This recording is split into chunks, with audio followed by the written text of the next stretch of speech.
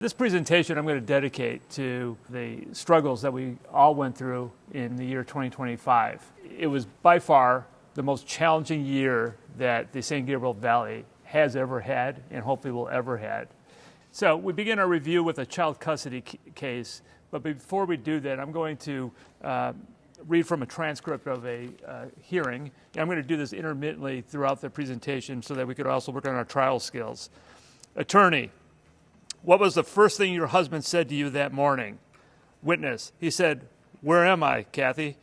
Attorney: and why did that upset you? Because my name is Susan. Well, the decision that I'm going to talk to you about is called Marriage of Baladran, and it deals with grandparent visitation. You might not know this, but there is a statute in California that deals with the grandparent rights.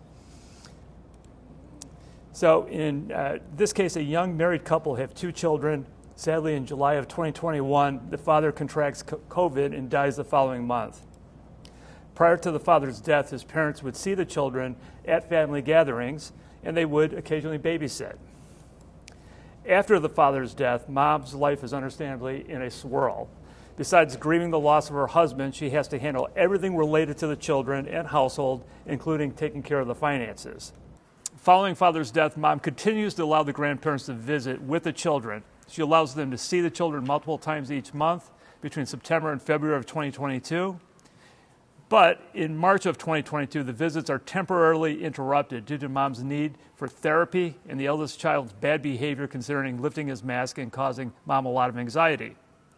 But the cessation of the visits is very short-lived. In March of 2022, the visits May of 22, and they begin, and the grandparents resume seeing the kids on a regular basis. Now, not happy with how often they're seeing the children, the grandparents file a petition for visitation requesting alternate weekends, weekday dinner visits, and various holidays and vacation periods.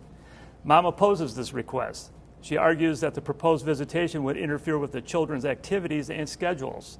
In addition, she states she's a fit parent who voluntarily allows grandparents to visit with the children and had been doing so before they even petitioned the court. So while the hearing is pending, she's continuing to allow the grandparents to visit, which is a good thing for her. Prior to the hearing on the matter, the trial court issues an interim visitation order granting the grandparents 2 Sunday visits and 1 Wednesday dinner per month. 3 months later, a hearing is held at which time the grandparents testify that they have a strong bond with the children and they want to share stories and activities that connect them to their deceased father. And what the decision says that the parents describe to the trial court is say, look, we're the only ones that could ever tell these children about what their father was like through his youth. Okay, and we've got a lot of stories, and we think it'd be good for them to know that. So, we're needed for that purpose. It's in their best interest. Now, mom testifies that, hey, I'm not opposed to the visitation, but I need some flexibility. And, I accommodate the grandparents, but they have to accommodate the children's schedules. So I don't agree with us even being in court. At the conclusion of the hearing, the trial court finds that mom is a fit parent. Nevertheless, the trial court grants the grandparents visitation so that they can, quote, provide answers to questions about the father's youth and engage in activities that they engaged in when he was young. Mom appeals. In review of the relevant law, the panel finds that there's no authority for a family court to mandate visitation with a grandchild over a child's parents' objections. And further citing the U.S. Supreme Court of the Troxel decision, the trial court must apply 3 constitutional requirements before overriding a fit parent's decisions. According to Troxel, first, the family court must presume fit parents act in their children's best interest.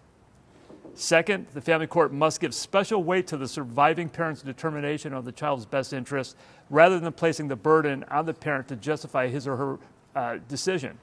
And third, the court must consider whether the parent has offered meaningful visitation rather than denying the contact altogether. After reviewing the record, the panel found that the trial court erred in granting these grandparents visitation over the objection of mom because she was a fit parent and she was allowing grandparent visitation. Further, the trial court's assumptions about the importance of grandparents' love are no substitute for the requirement that had to find by clear and convincing evidence that mom's decisions were detrimental to the children. And this is the rub of this case. Okay, you always hear about best interest of the kids, right? Every layperson hears that because it's all over the internet, and people that go through family law say, what's in the best interest of the kids? That doesn't apply for grandparent visitation. The standard is whether or not it's going to be detrimental to the children not to have continued visitation. And in this case, the grandparents didn't meet their burden.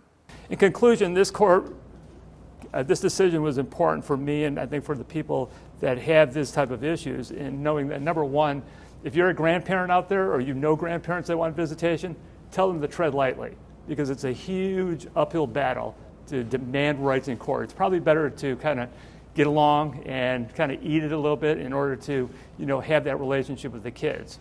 And the second thing is that if you're talking to the parents, if you know anybody that's a single parent like this, say, hey, give them some visitation, because it's clear in this decision that the court will consider that. And you wonder if this decision would have been different had she not granted that visitation.